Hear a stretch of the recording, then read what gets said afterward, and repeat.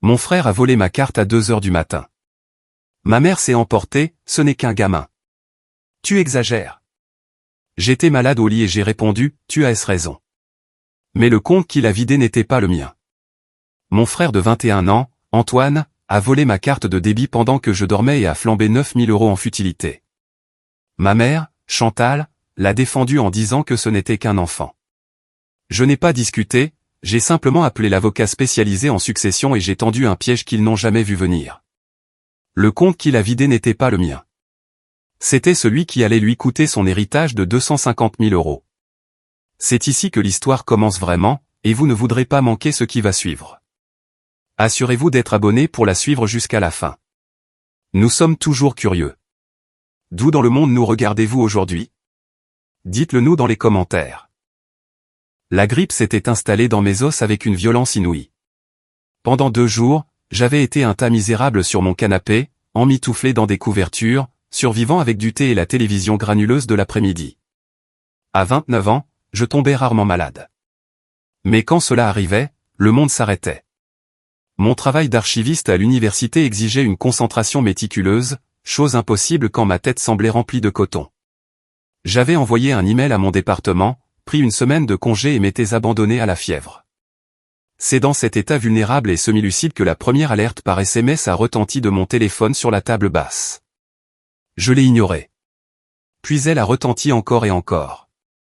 Un ding-ding rapide et insistant qui a percé mon brouillard fiévreux. Avec un grognement, je me suis penché, mes muscles hurlant de protestation. L'écran était un mur aveuglant de notifications de ma banque. Alerte. Votre carte de débit a été utilisée pour un achat de 2 450 € chez Basket de luxe exclusive. Alerte. Votre carte de débit a été utilisée pour un achat de 1 899 € à l'Apple Store.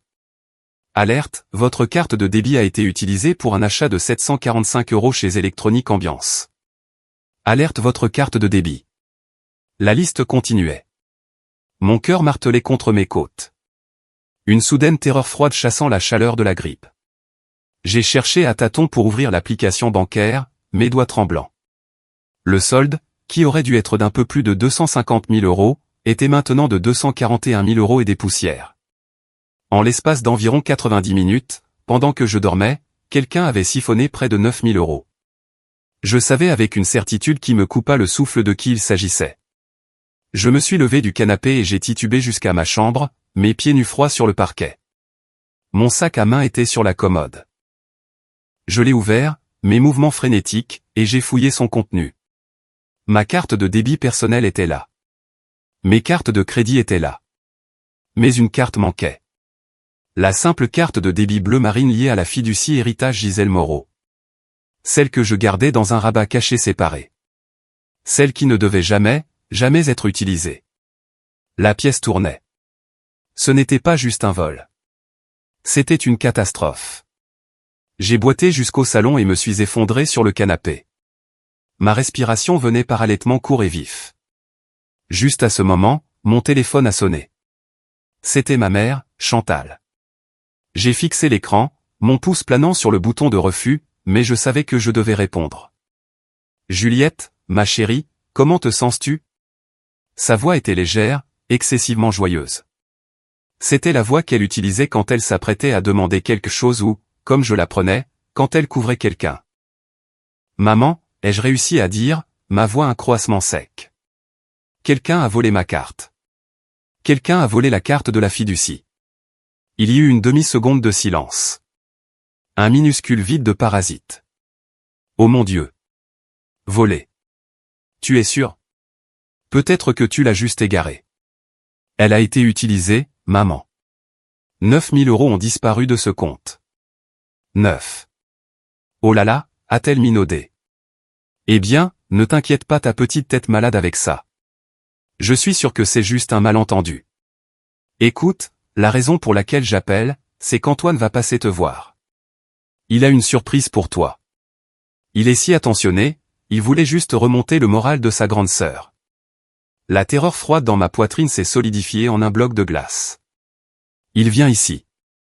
Il arrive juste maintenant. Je te laisse. Remets-toi bien, ma douce. La ligne s'est coupée. J'ai fixé le téléphone. Une surprise. Moins de 5 minutes plus tard, une clé a gratté dans la serrure de mon appartement. Antoine, mon frère de 21 ans, est entré. Un courant d'air froid le suivant. Il portait un sweat à capuche de créateur flambant neuf, d'un blanc éclatant, et dans ses mains, il tenait un petit sac en papier. « Salut, Juju », a-t-il dit, arborant un sourire à 1 million d'euros qu'il n'avait pas payé. « J'ai entendu dire que tu étais malade. Je t'ai apporté de cette soupe chic que tu aimes. » Il a jeté le sac sur la table basse à côté du téléphone, qui brillait encore des alertes de fraude. Il vibrait d'une énergie nerveuse et frénétique, ses yeux balayant la pièce, se posant sur tout sauf moi. Il portait aussi de nouvelles baskets. Ridiculement chères, du genre qui coûte plus que mon loyer mensuel. « Où as-tu eu cette carte, Antoine ?» ai-je demandé. Ma voix était calme, mais elle a tranché dans sa gaieté fabriquée. Il s'est figé, son sourire vacillant. « Quelle carte ? De quoi tu parles ? » La carte de débit de mon sac à main. Celle que tu as utilisée pour acheter ce sweat, ces baskets et ce qu'il y a dans le nouveau sac d'électronique ambiance que je vois dépasser de ton sac à dos. Son visage, si ouvert et charmant une seconde auparavant, s'est durci en un masque boudeur. « Je ne sais pas de quoi tu parles, » a-t-il ricané. « J'ai utilisé mon propre argent. Mes investissements en crypto ont payé. » « Tes investissements en crypto, ai-je répété platement. « Antoine, j'ai les alertes. À 2 heures du matin.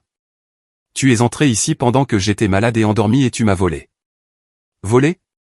C'est un mot fort, Juju, » a-t-il dit en croisant les bras. Il essayait d'avoir l'air intimidant, mais il ressemblait juste à un enfant qui joue à se déguiser avec des vêtements qu'il ne peut pas se payer. « Je l'ai emprunté. J'allais te rembourser. » « Me rembourser. Me rembourser 9 000 euros avec quoi, Antoine ? Ta crypto imaginaire ? Ce n'est pas ma faute si tu as tout cet argent qui dort, a-t-il soudainement explosé, sa voix se brisant. Tu es archiviste. Tu ne fais même rien. Tu es juste assise sur ce tas d'argent que grand-mère t'a laissé. Ce n'est pas juste. Moi, j'ai un plan. Je construis une marque. Il criait maintenant. Son visage était rouge. Il croyait sincèrement à son propre droit. Il pensait être la victime. Il pensait avoir volé mon argent. L'ignorance profonde et stupéfiante de ses actes, de la ligne qu'il venait de franchir, me laissa sans voix. Je l'ai juste regardé, la fièvre, la trahison et l'ampleur du désastre s'abattant sur moi.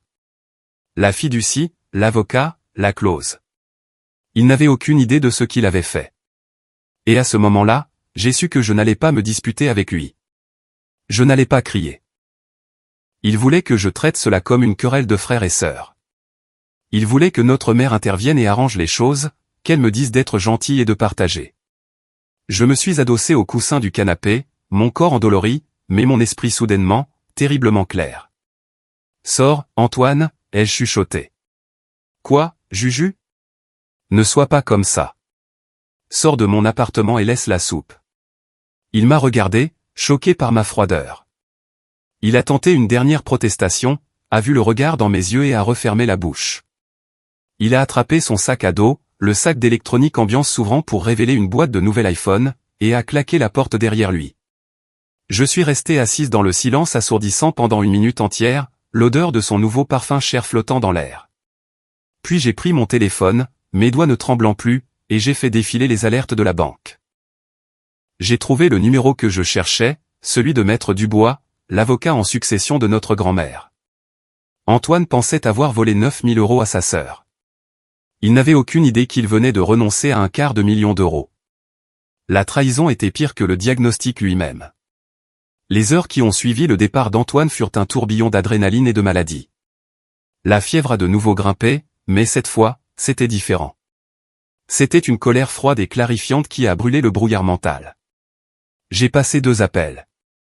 Le premier fut à la banque pour signaler la carte volée et la faire bloquer immédiatement. La femme de la ligne de protection contre la fraude était compatissante, sa voix dégoulinant d'inquiétude. « Oh, ma pauvre. 9 000 euros, c'est un cauchemar. Nous allons lancer une enquête tout de suite. Comme elle a été utilisée avec un code PIN, cela pourrait être difficile. » Était-ce un membre de la famille ? Oui, ai-je dit, ma voix creuse.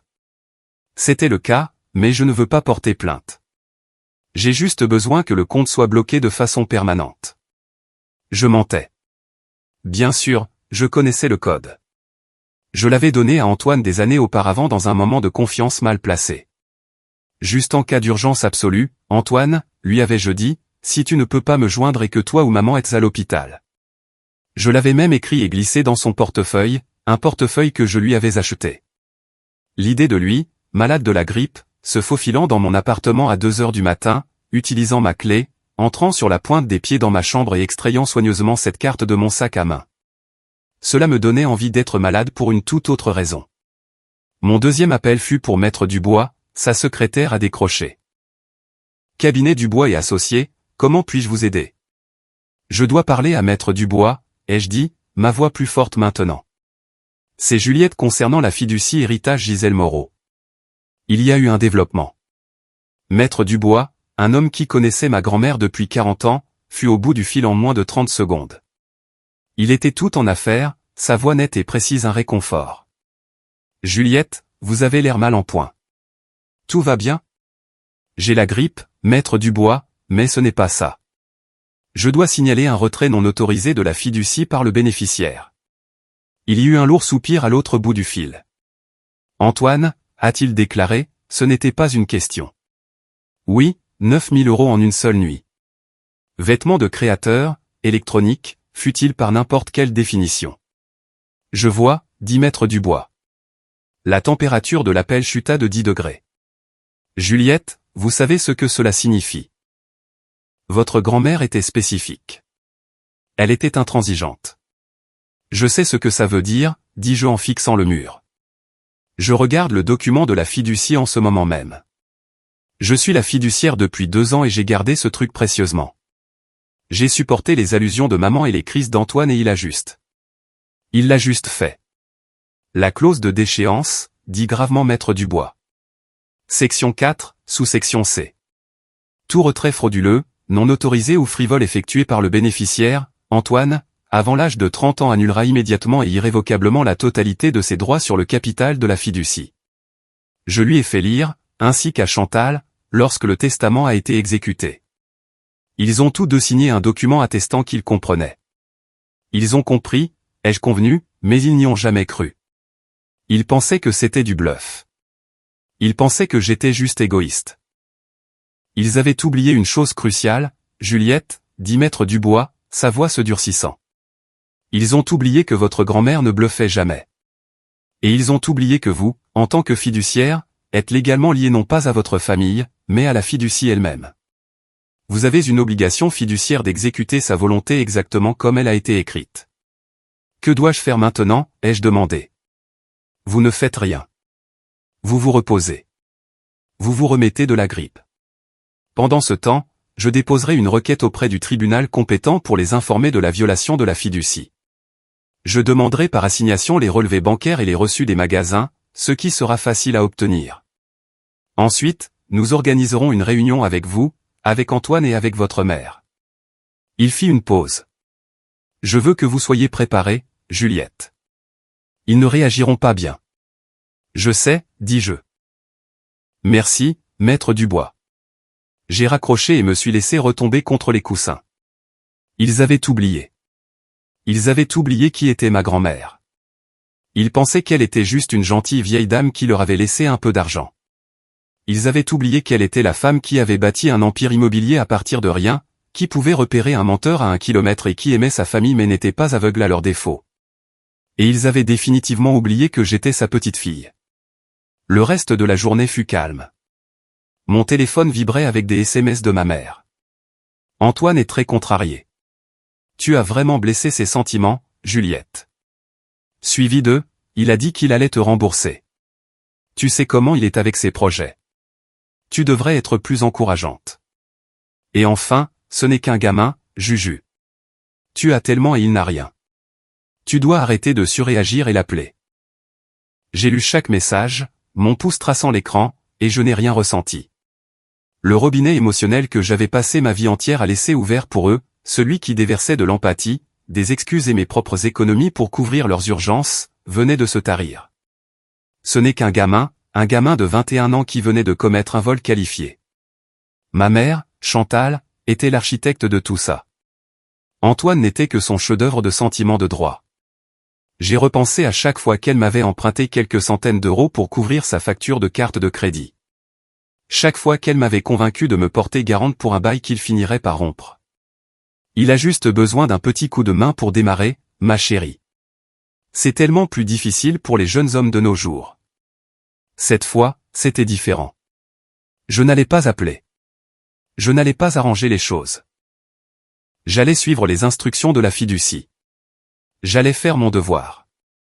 Ils pensaient que j'étais juste la grande sœur calme et effacée, l'archiviste ennuyeuse. Ils pensaient que j'étais faible. Mais ils avaient oublié une chose cruciale. Une archiviste sait exactement où se trouve chaque document, comprend chaque reliure et, surtout, respecte la nature permanente et immuable de l'écrit. Ma grand-mère, Gisèle, était le socle de ma vie. Tandis que ma mère Chantal était un tourbillon de drames émotionnels et d'instabilité financière, Gisèle était le centre calme et stable. Après le départ de mon père, Chantal nous a fait emménager chez Gisèle pour juste quelques mois. Nous ne sommes jamais partis. La maison de Gisèle, une robuste victorienne qu'elle avait achetée avec son propre argent, est devenue mon sanctuaire. C'est elle qui m'a inculqué l'amour de l'histoire, des livres, du pouvoir tranquille des faits. Elle m'a appris à être méticuleuse, à être responsable et à me méfier du charme sans substance. Le charme ne coûte pas cher, Juliette, disait-elle en me regardant par-dessus ses lunettes. Mais l'intégrité, ça n'a pas de prix. Et ta mère achète le charme à crédit. Gisèle a vu la complaisance de Chantal envers Antoine dès le jour de sa naissance. Il était le garçon, la seconde chance, l'enfant prodige. Pendant qu'on me donnait des corvées et qu'on attendait de moi que je trouve un travail à temps partiel à 16 ans, Antoine recevait. Eh bien, tout ce qu'il voulait. Quand il a cassé la fenêtre d'un voisin, Chantal leur a dit que je devais l'avoir distrait. Quand il a échoué dans ses cours, Chantal a blâmé les professeurs. Quand il a eu sa première carte de crédit et l'a maximisée en une semaine, Chantal est venue me voir en larmes, me suppliant de couvrir la dette pour que son avenir ne soit pas ruiné. J'avais 23 ans, je travaillais à mon premier emploi, et j'ai vidé mes économies pour payer ses jeans de créateur et ses jeux vidéo.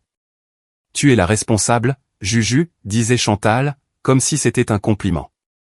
Tu es mon roc. Mais un roc, c'est juste quelque chose sur lequel on peut se tenir. Finalement, il s'use. Ma grand-mère a tout vu, et elle a essayé de me protéger. Elle a payé mes études universitaires directement, en envoyant les chèques de scolarité directement au bureau du trésorier pour que Chantal ne puisse pas emprunter un seul centime. Et quand elle est tombée malade, elle m'a appelé, moi et Maître Dubois, à son chevet. Pas Chantal, pas Antoine. Moi. Tout est dans la fiducie, Juliette, avait-elle murmuré, sa main frêle dans la mienne. 250 000 d'euros pour Antoine. Mais toi, ma chère, tu es la fiduciaire. Tu es le dragon à la porte. Il ne peut pas toucher un sou avant ses 30 ans, sauf pour des dépenses éducatives vérifiées ou un acompte sur une résidence principale. Et toi, et seulement toi, approuve le retrait. Grand-mère, c'est trop de responsabilité, avais-je balbutié. Non, dit-elle, sa voix soudainement forte. C'est la quantité parfaite de responsabilité pour toi, et c'est le seul moyen pour qu'il apprenne peut-être. Ta mère essaiera de te le soutirer. Il essaiera de te culpabiliser. Ne les laisse pas faire. Les documents sont ton bouclier. Utilise-les. Et puis elle m'avait fait un sourire faible et malicieux, et lit très attentivement la section 4C, ma chère. C'est ma petite police d'assurance. Contre, eh bien, contre eux. Elle est décédée 2 jours plus tard. Le jour de la lecture du testament fut une performance que je n'oublierai jamais. Chantal et Antoine étaient assis dans le bureau cossu de Maître Dubois, vibrant d'anticipation. Quand il a lu que la maison et la majorité des liquidités étaient données à la société historique de l'université, le visage de Chantal est devenu blanc. Quand il a lu qu'une fiducie de 250 000 euros était établie pour Antoine, sa couleur est revenue. Et quand il a lu que moi, Juliette, j'étais la seule fiduciaire, sa mâchoire est tombée. Elle ? Mais elle est juste. Elle ne connaît rien à l'argent, a protesté Chantal. Au contraire, dit froidement Maître Dubois. Les notes de votre mère indiquent que Juliette est la seule qui connaisse quelque chose à la responsabilité. Et puis, la clause de déchéance. Il l'a lu à voix haute. Le jargon juridique dense et inflexible qui détaillait comment tout retrait non autorisé, frivole ou frauduleux par Antoine annulerait l'intégralité de la fiducie. Antoine envoyait des SMS, n'écoutant même pas. Mais Chantal a écouté, et j'ai vu dans ses yeux qu'elle n'entendait pas un avertissement. Elle entendait un défi. Elle pensait qu'elle pourrait trouver un moyen de contourner cela. Elle pensait qu'elle pourrait travailler sur moi, son roc, et muser. Pendant 2 ans, elle avait essayé. Toutes les quelques semaines, il y avait une nouvelle idée d'entreprise d'Antoine, l'aspirant trader de crypto-monnaie. Il a juste besoin d'un petit investissement, Juju. 10 000 euros. Il peut le transformer en 100 000 euros. La fiducie l'interdit, maman. C'est frivole. Ce n'est pas frivole. C'est son avenir. Tu es juste jalouse. Tu as toujours été jalouse de son potentiel. Les disputes étaient épuisantes. Elles m'ont érodé. J'ai commencé à garder la carte de débit de la fiducie, que je n'avais utilisée qu'une seule fois pour payer une seule facture de scolarité vérifiée, dans une partie cachée de mon portefeuille, terrifié à l'idée que l'un d'eux essaie de la prendre. Mais je n'avais jamais imaginé qu'Antoine se faufilerait chez moi pendant que j'étais malade et le ferait. Maintenant, 3 jours après le vol, j'étais enfin remise de la grippe. Ma juste colère s'était refroidie et s'était installée en une résolution dure et calme. L'appartement était propre, et j'avais désinfecté tout ce qu'Antoine avait touché. J'étais assise à mon bureau ancien, l'une des rares choses que ma grand-mère m'avait laissées personnellement, quand mon téléphone a vibré. C'était un email de Maître Dubois. Sujet, réunion programmée. Juliette, j'ai reçu les relevés bancaires et les registres de transactions. Les achats sont flagrants. J'ai programmé une réunion à mon bureau pour demain, vendredi, à 10 h. J'ai convoqué votre mère et votre frère.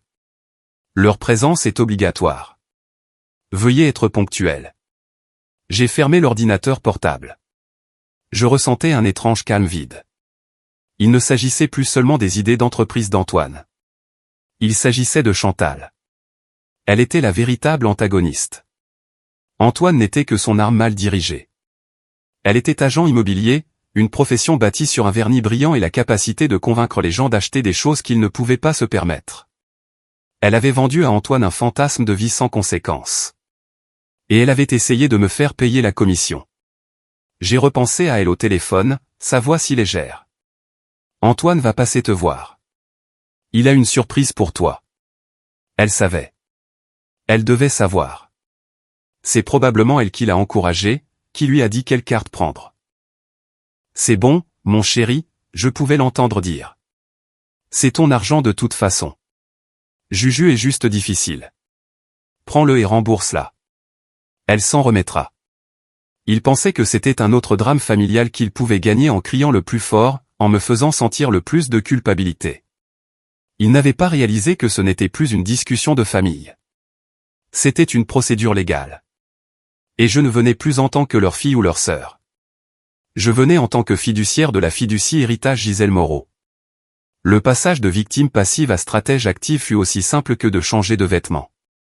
Le jeudi, j'étais une épave grippée en peignoir. Le vendredi matin, j'étais une archiviste en mission.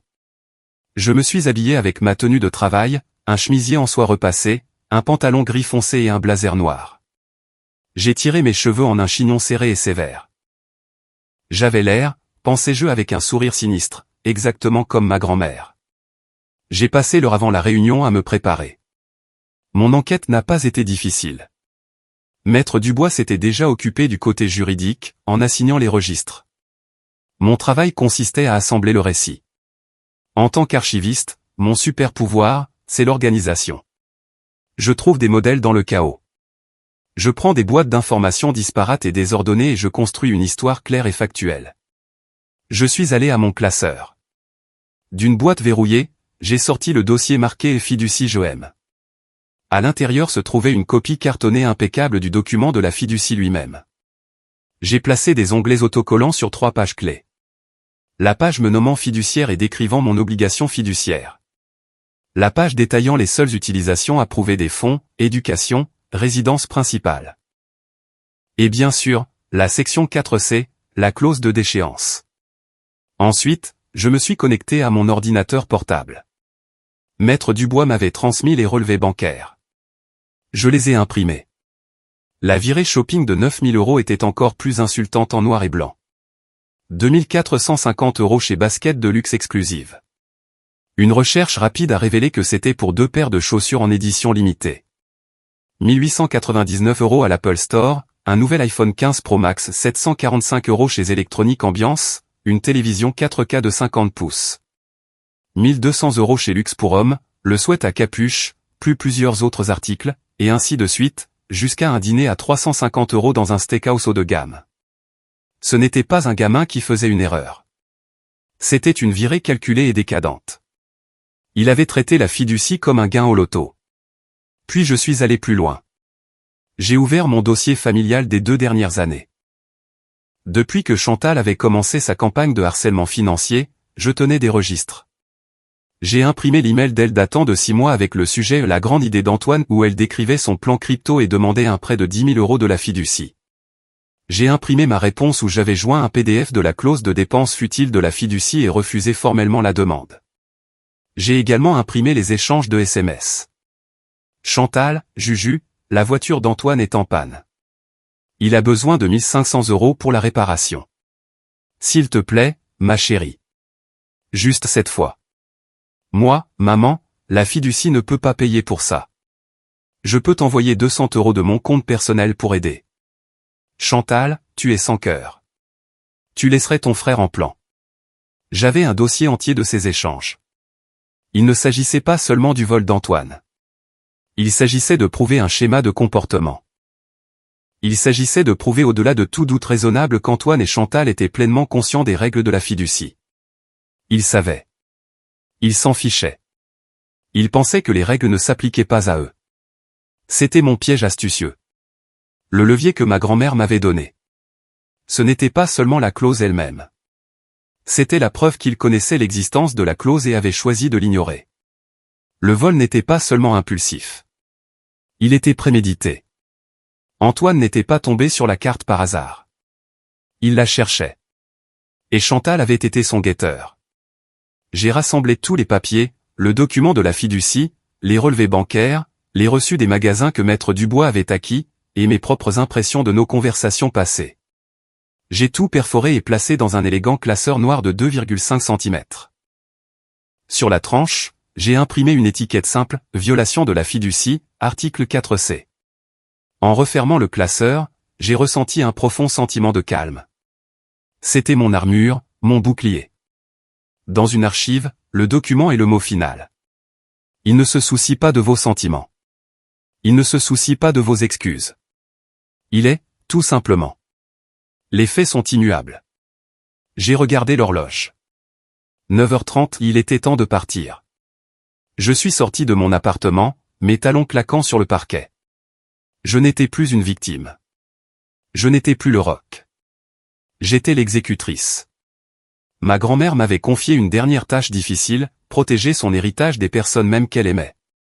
Et en conduisant vers le bureau de Maître Dubois, j'ai senti le poids de sa conviction se poser sur mes épaules. Je ne faisais pas cela seulement pour moi. Je le faisais pour elle. J'honorais sa dernière volonté. L'enquête était terminée. La confrontation allait commencer. Le bureau de Maître Dubois se trouvait au 14e étage, un monde feutré aux boiseries qui sentait les vieux livrer le café cher. Sa secrétaire, une gentille femme plus âgée nommée Madame Bernard, m'a adressé un sourire triste et complice. « Ils sont déjà dans la salle de conférence, ma chère » a-t-elle chuchoté. « Maître Dubois vous attend. » J'ai poussé la lourde porte en chêne. La pièce était dominée par une longue table en acajou poli. Maître Dubois était assis au bout, une image d'autorité légale. Et de l'autre côté, l'air petit et déplacé, se trouvaient Chantal et Antoine. Chantal était vêtue de sa meilleure tenue d'agent immobilier, un tailleur pantalon rouge vif qui semblait crier « C'est moi qui commande ». Mais son visage était pâle, et ses doigts déchiquetaient nerveusement un mouchoir sur ses genoux. Antoine était affalé sur sa chaise, portant un de ses nouveaux suites de créateur, les bras croisés, fixant la table d'un air maussade. Il a levé les yeux quand je suis entré, ses yeux écarquillés d'un mélange de défi et, pour la première fois, d'une lueur de peur.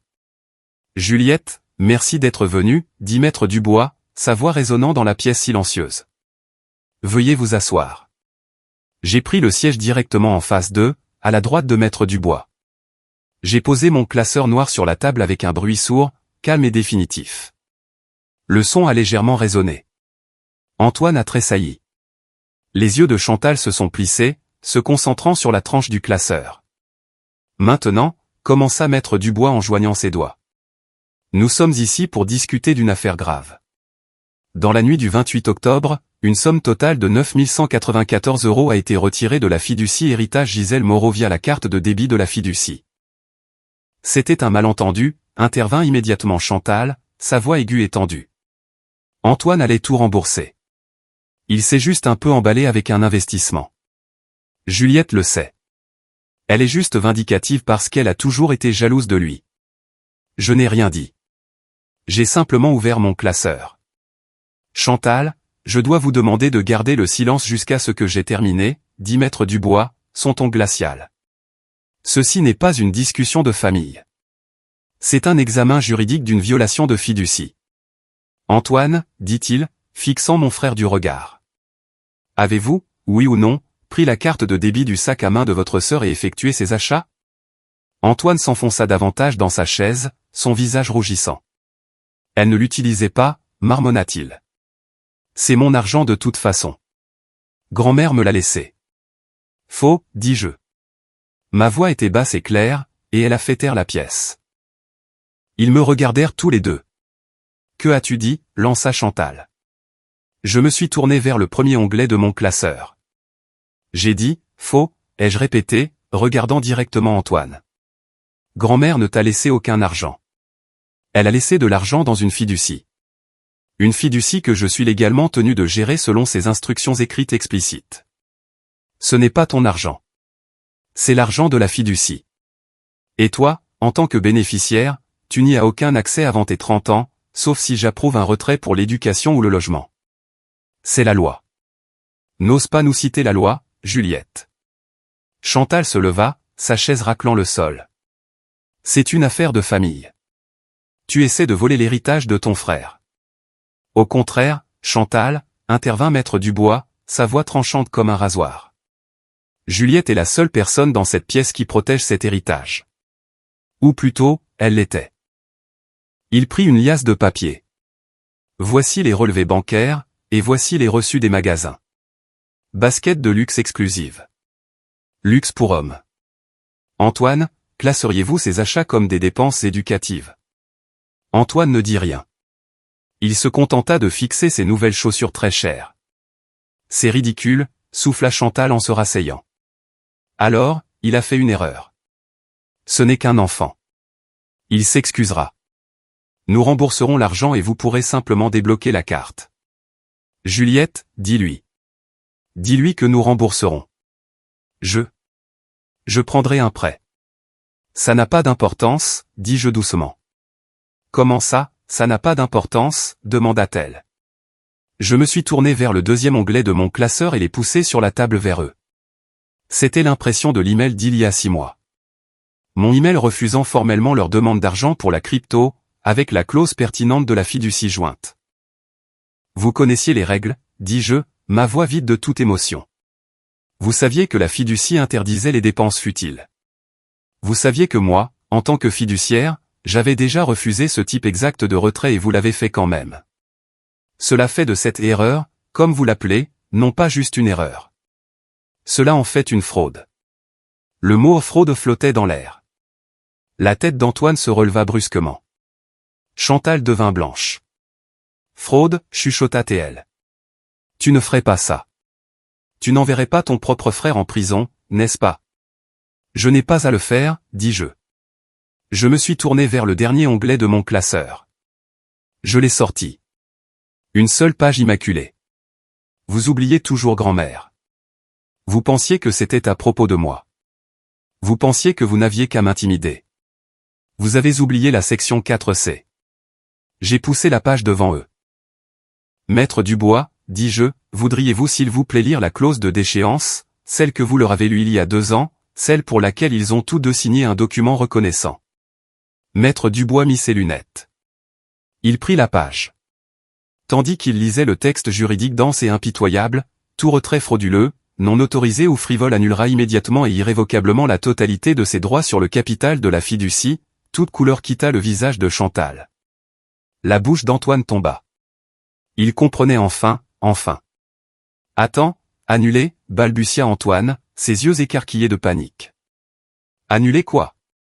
Comme les 9000? Non, Antoine, dis-je en fermant mon classeur. Annuler tout. Le quart de million d'euros. Tout. C'est parti. La réaction de Chantal fut terrifiante. Un son bas et étranglé sortit de sa gorge. Non, chuchota-t-elle. Non, tu mens. Ce n'est pas réel. C'est du bluff. C'est juste une tactique d'intimidation que grand-mère a mise en place. Maître Dubois, dites-lui qu'elle ne peut pas faire ça. Madame Morel, dit Maître Dubois, sa voix teintée de pitié. C'est moi qui ai rédigé ce document à la demande de votre mère. Je peux vous assurer que ce n'est pas du bluff. Depuis 2h05 du matin le 28 octobre, au moment où la première transaction non autorisée a été approuvée, Antoine a renoncé à l'intégralité de son héritage. En tant que fiduciaire, Juliette n'a d'autre choix que d'exécuter cette clause. Si elle ne le faisait pas, elle-même serait en violation de son obligation fiduciaire. La pièce était silencieuse. Antoine avait l'air d'aller vomir. Chantal fixait juste le document, son monde entier s'effondrant visiblement. L'agent immobilier poli et manipulateur avait disparu, remplacé par une femme désespérée et acculée. Alors, qu'est-ce qui se passe maintenant, chuchota Antoine, sa voix tremblante. Où va l'argent? Conformément aux instructions de votre grand-mère, dit Maître Dubois. L'intégralité du capital de la fiducie, moins les 9000 € que vous avez volés, sera immédiatement liquidée et transférée. La totalité de la somme sera donnée au fonds de préservation historique Gisèle Moreau à l'université. Celui-là même que Juliette aide à gérer. Donc c'est toi, hurla Chantal en se levant d'un bond et en pointant un doigt tremblant vers moi. C'est toi qui l'as volé. Tu l'as piégé. Tu l'as monté pour pouvoir avoir tout l'argent pour tes vieux livres poussiéreux. Ces menaces étaient si mal exécutées, si insensées que j'ai presque eu pitié d'elle. Je ne touche pas un centime, maman, dis-je en me levant. Je suis une employée salariée de l'université. Cet argent va au fond, pas à moi. Il sera utilisé pour restaurer des bâtiments historiques, exactement comme grand-mère l'a toujours voulu. Je ne reçois rien. Et il reçoit exactement ce qu'il mérite. Vous deux. Vous pensiez être si malin. Vous pensiez pouvoir enfreindre les règles, mais vous avez juste oublié quelles étaient les règles. J'ai ramassé mon classeur. Maître Dubois, je crois que mon travail ici est terminé. J'ai rempli mon devoir de fiduciaire. En effet, Juliette, dit-il en hochant la tête. Un travail exemplaire. Je me suis dirigé vers la porte, mes talons claquants. Juliette, attends, cria Chantal, sa voix se brisant en un sanglot désespéré. S'il te plaît, tu ne peux pas laisser ça arriver. C'est ton frère. Ce n'est qu'un enfant. Tu vas ruiner sa vie. Je me suis arrêté à la porte, la main sur la poignée. Je me suis retourné pour les regarder. Antoine pleurait, de grosses larmes silencieuses coulant sur ses joues. Chantal était une épave complète, son masque de supériorité brisé. Il a ruiné sa propre vie, maman, dis-je, ma voix froide et finale. Et tu lui as donné les clés pour le faire. Les conséquences sont à vous de partager. J'ai ouvert la porte et je suis sorti, les laissant seuls dans la salle de conférence avec les ruines de leur cupidité. Je pensais que sortir de ce bureau serait la fin de tout. Je pensais que la finalité froide et dure de la loi suffirait. J'avais tort. Les 48 heures suivantes furent un siège. Ma famille, il s'est avéré, ne respectait pas la loi. Elle ne respectait que le levier. La première salve vint de Chantal. Elle est entrée en mode désespoir total. Les SMS et les messages vocaux ont commencé avant même que je ne sois rentré. C'était une progression rapide à travers les étapes de son deuil manipulateur. D'abord vint la négociation. Juju, ma chérie, j'ai parlé à Antoine. Il va tout vendre. Les chaussures, la télé. On peut récupérer la plupart de l'argent. Si on montre à Maître Dubois qu'on arrange les choses, il peut annuler ça. Appelle-le. Dis-lui que c'était une erreur.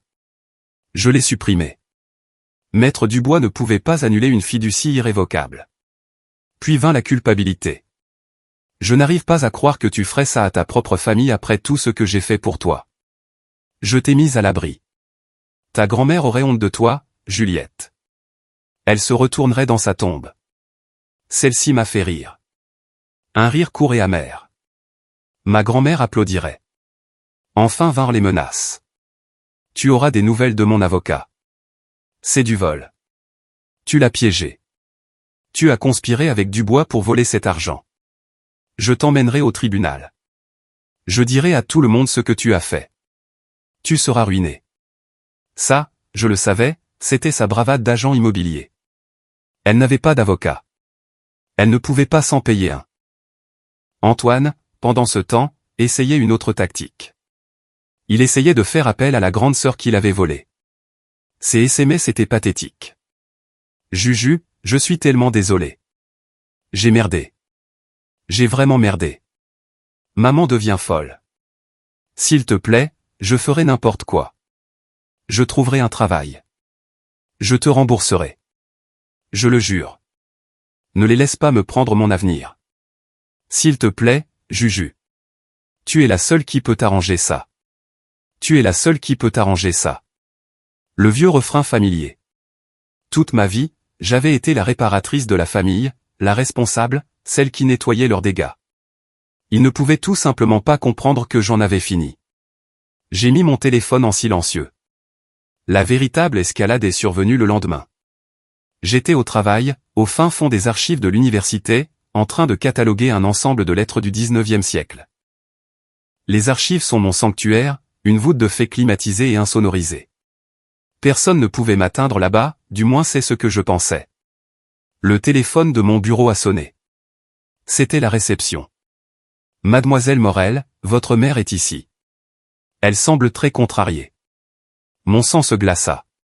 Elle ne peut pas être ici, Barbara. C'est une zone sécurisée. Je lui ai dit, mais elle fait toute une scène dans la bibliothèque principale. Elle exige de vous voir. J'ai soupiré en pinçant l'arête de mon nez. J'arrive. Je suis sorti dans le grand hall principal de la bibliothèque, semblable à une cathédrale, et elle était là, Chantal. Son tailleur pantalon rouge était froissé, son maquillage était maculé et ses cheveux étaient en désordre. Elle se tenait au bureau de prêt principal, criant sur un pauvre étudiant employé. Je sais qu'elle est là-dedans. Dites-lui de sortir. C'est ma fille. Maman, dis-je, ma voix résonnant dans le vaste espace. Elle se retourna. Au moment où elle m'a vu, son visage s'est décomposé et elle s'est lancée dans sa dernière et plus puissante performance, la crise de nerfs en public. Juliette, a-t-elle gémi en se précipitant vers moi et en m'agrippant les bras. Les étudiants ont levé les yeux de leurs livres. Juliette, tu dois arrêter ça. Tu nous détruis. Tu détruis ton frère. Maman, tu fais une scène, dis-je à voix basse, en essayant de libérer mes bras. Tu dois partir. C'est mon lieu de travail. Je m'en fiche. Je ne partirai pas tant que tu n'auras pas arrangé ça, a-t-elle sangloté en s'accrochant à moi. C'est un bon garçon, Juju. Il a juste. Il a fait une erreur. Tu ne peux pas ruiner toute sa vie pour une erreur. Et voilà. Le mot qu'il avait protégé toute sa vie, la gomme magique pour toutes ses transgressions. Il n'était pas un criminel. C'était juste un gamin qui avait fait une erreur. J'ai arrêté de tirer. J'ai regardé ma mère droit dans les yeux. Son visage était un masque de désespoir tragique. Mais ses yeux étaient durs et calculateurs. Elle utilisait tout ça. L'humiliation publique, les larmes. Elle essayait de me briser. Une erreur, dis-je, ma voix calme mais portant loin, c'est de renverser une tasse de café. Une erreur, c'est d'oublier de payer une facture. Se faufiler dans la maison de sa sœur, voler sa carte de débit et dépenser 9000 € en produits de luxe n'est pas une erreur. C'est un crime. Comment oses-tu, sifflait-elle, ses larmes séchant miraculeusement. Et ce n'est pas moi qui ruine sa vie, ai-je poursuivi, ma voix se faisant plus forte. C'est toi. C'est toi qui lui as dit qu'il avait droit à cet argent. C'est toi qui lui as dit que les règles ne s'appliquaient pas à lui. C'est toi qui lui as dit de venir à mon appartement, n'est-ce pas? Tu lui as probablement dit quelle carte prendre. Tu pensais que c'était mes économies personnelles, n'est-ce pas? Tu pensais que j'allais juste m'effondrer et pleurer et que tu promettrais de me rembourser plus tard. Tu n'avais aucune idée que tu lui disais de déclencher un document légal que tu as signé il y a 2 ans. Son visage est devenu flasque. Le choc d'être si complètement, si précisément lu, l'a réduite au silence. L'affaire est montée, maman. Maître Dubois a déposé la requête. C'est fait. Vous avez déclenché la clause de déchéance. C'est vous qui avez fait ça, pas moi. Je me suis tourné vers l'étudiant employé. S'il vous plaît, appelez la sécurité du campus. Ma mère s'introduit sans autorisation. Tu ne ferais pas ça, chuchota TL, sa voix tremblante d'un choc authentique. Regarde-moi faire. Je lui ai tourné le dos et je suis retourné vers les portes sécurisées des archives. Je n'ai pas regardé en arrière, même pas quand je l'ai entendu se remettre à gémir. Un son différent cette fois. Ce n'était pas une performance. C'était le son brut et laid de la défaite. Le sort était rompu.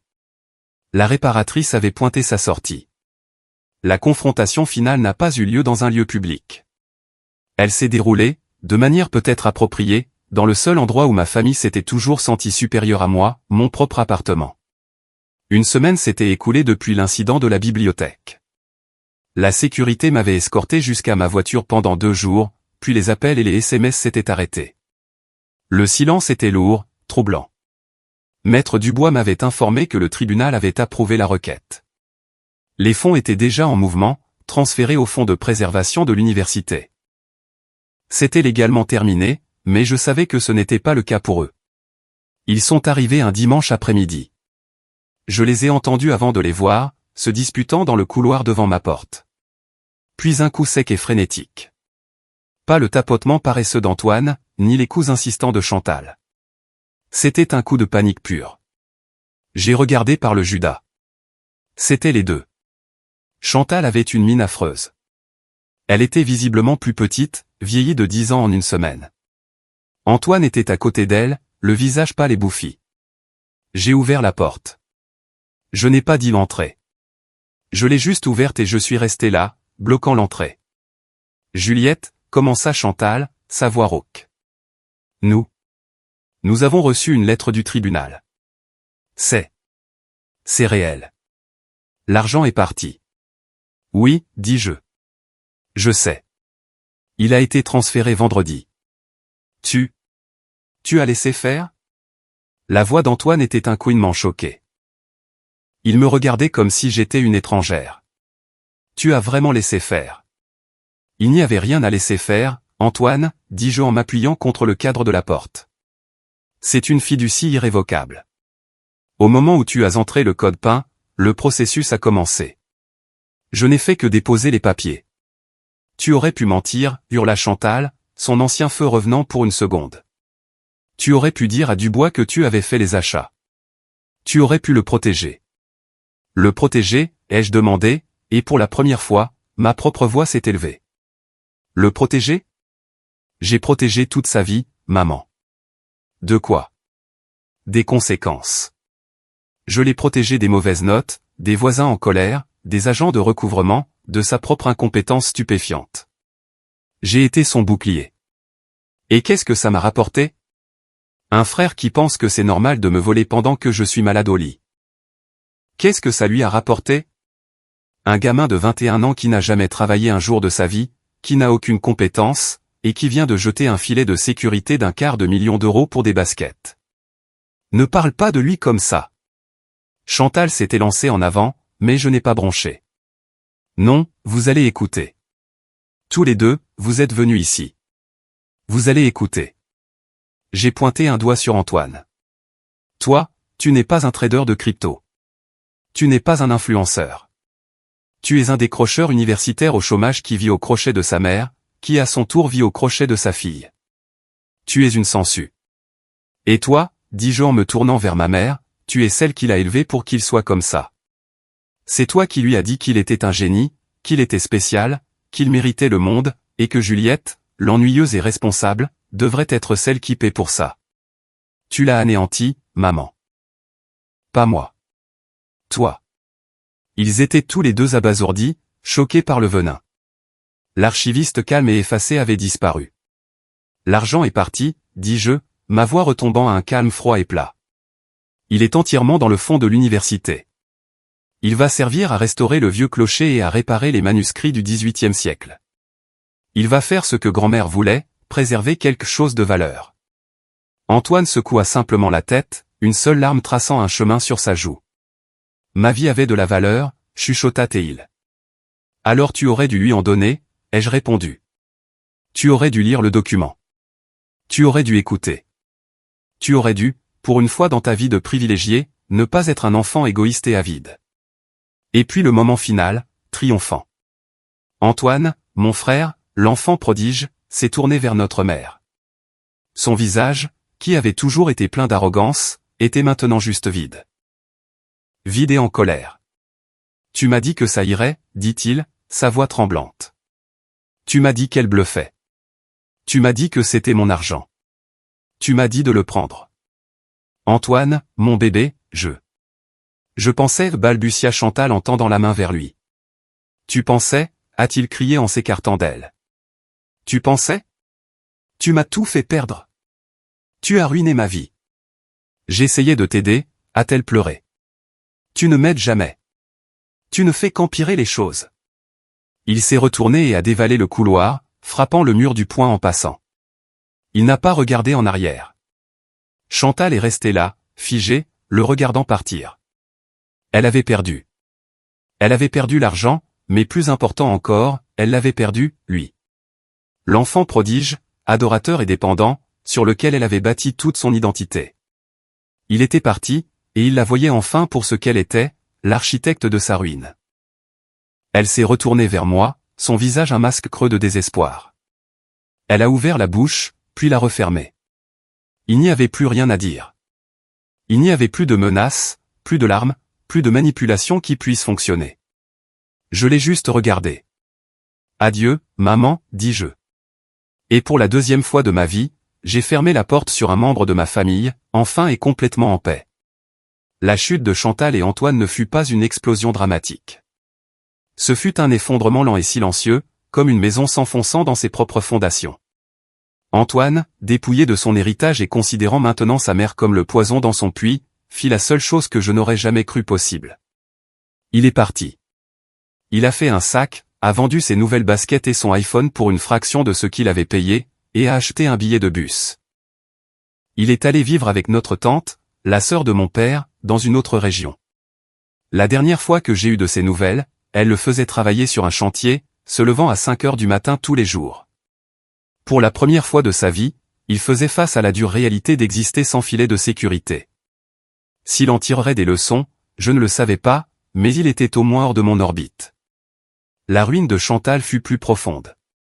Son monde entier avait tourné autour du fantasme du succès futur d'Antoine, un succès qu'elle croyait garanti par l'argent de ma grand-mère. L'argent parti et Antoine la blâmant pour cela, sa raison d'être s'est évaporée. Son travail d'agent immobilier en a souffert. Elle était trop distraite, trop amère pour maintenir la façade brillante et optimiste que son travail exigeait. Les clients se sont raréfiés. Elle a manqué des paiements pour son appartement. 6 mois après notre confrontation finale, elle a été forcée de le vendre et de déménager dans un petit appartement de location lugubre. Elle a essayé de se réconcilier, bien sûr. Elle m'a envoyé un long email décousu, plein d'excuses, d'apitoiements et de demi-excuses. J'ai tout perdu, Juliette. Tu avais raison. Je voulais juste le meilleur pour lui. Je l'ai lu, puis je l'ai déplacé dans le dossier familial de mes archives et je n'ai pas répondu. Quant à moi, ma vie s'est épanouie en leur absence. Un grand poids lourd que je n'avais même pas réalisé que je portais avait été levé. Mon appartement était vraiment à moi. Mon argent était le mien. Mon temps était le mien. Je n'étais plus la réparatrice de la famille. Et la liberté était enivrante. Environ un mois après que les fonds aient été réglés, j'ai reçu une lettre officielle du chancelier de l'université. C'était une invitation à une petite cérémonie. J'y suis allé, curieuse. Lors de la cérémonie, ils ont dévoilé une plaque sur le grand portique fraîchement restauré de la bibliothèque principale. On pouvait y lire « Ces restaurations ont été rendues possibles grâce à un don généreux du Fonds de préservation historique Gisèle Moreau. Mon patron, le chef des archives, m'a trouvé après. Juliette, dit-il en me serrant chaleureusement la main. Nous avons tous entendu ce que vous avez fait. La façon dont vous avez maintenu l'intégrité de cette fiducie. C'était remarquable. Votre grand-mère serait incroyablement fière. J'ai levé les yeux vers la plaque, la pierre propre et brillante, les lettres gravées profondément. Il avait raison. Elle le serait. J'avais dîné avec Maître Dubois quelques semaines auparavant. Il avait insisté pour m'inviter à célébrer. Au dessert, il m'avait regardé avec un sourire triste. Votre grand-mère était une femme très intelligente, dit-il. Elle savait que cela arriverait. Elle savait depuis le jour de la naissance d'Antoine que lui et Chantal essaieraient de dilapider son héritage. Elle n'a pas seulement écrit cette clause de déchéance pour protéger l'argent, Juliette. Que voulez-vous dire, ai-je demandé. Elle l'a écrite pour vous protéger. Elle savait que c'était le seul moyen de vous libérer un jour. Il avait raison. C'était son dernier cadeau pour moi. Ce n'était pas de l'argent ou une maison. C'était un choix. C'était la permission légale et inflexible dont j'avais besoin pour enfin cesser d'être leur roc et commencer à être ma propre personne.